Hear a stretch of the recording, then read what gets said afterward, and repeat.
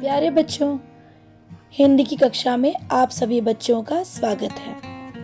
आज हम एक कविता पढ़ने जा रहे हैं जिसका शीर्षक है चेतक। अपनी इस कविता को शुरू करने से पहले मैं आप सभी बच्चों से निवेदन करती हूँ कि आप मेरे चैनल को ज़रूर सब्सक्राइब कीजिए, मेरे वीडियोस को लाइक और शेयर ज़रूर कीजिए, बेल आइकन को प्रेस कीजिए जिससे आपको मेरी वीडियोस के नोटिफिकेशन मिलते रहेंगे।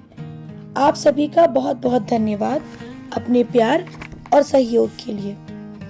तो आइए हम अपनी कविता शुरू करते हैं। चेतक, जिसके कवि हैं श्याम नारायण पांडे जी। रणबीच चौकड़ी भर भर कर चेतक बन गया निराला था। राणा प्रताप के घोड़े से पड़ गया हवा का पाला था। गिरता न कभी चेतक तन पर, राणा प्रताप का कोड़ा था। वह दौड़ रहा अरिमस्तक पर या आसमान पर घोड़ा था। जो तनिक हवा से बाग हिली लेकर सवार उड़ जाता था। राणा की पुतली फिरी नहीं तब तक चेतक मुड़ जाता था। कौशल्य दिखलाया चालों में, उड़ गया अचानक भालों में। निर्भीक गया वह ढालों में, सरपट दौड़ा करवालों में। है यही रहा अब यहाँ नहीं, वह वही रहा है वहाँ नहीं। थी जगह न कोई जहाँ नहीं, किस अरिमस्तक पर कहाँ नहीं। बढ़ते नद सा वह लहर गया, वह गया गया फिर ठहर गया। विकराल व्रज में बादल सा अरि की सेना पर गहर गया। भाला गिर गया गिरा निशंग, हई टापों से खन गया अंग।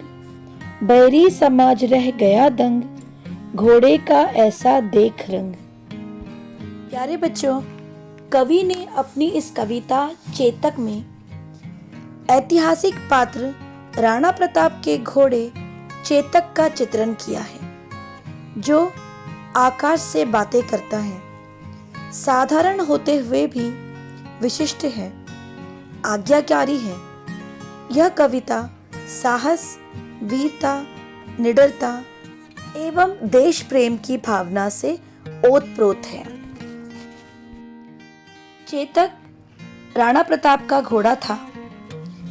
इस कविता को पढ़कर चेतक के विषय में हमारी यह राय बनी है कि वह एक निराला घोड़ा था, साधारण होते हुए भी विशिष्ट था, अपने मालिक के प्रति वफादार था, आज्ञाकारी था।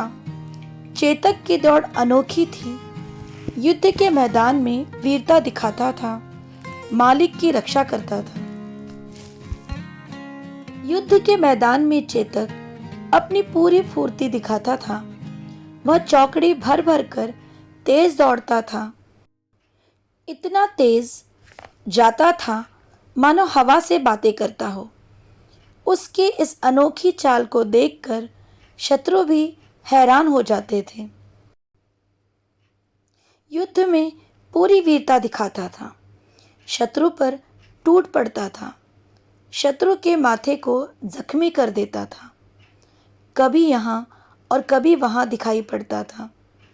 उसकी चाल इतनी तेज थी मानो आसमान में दौड़ रहा हो।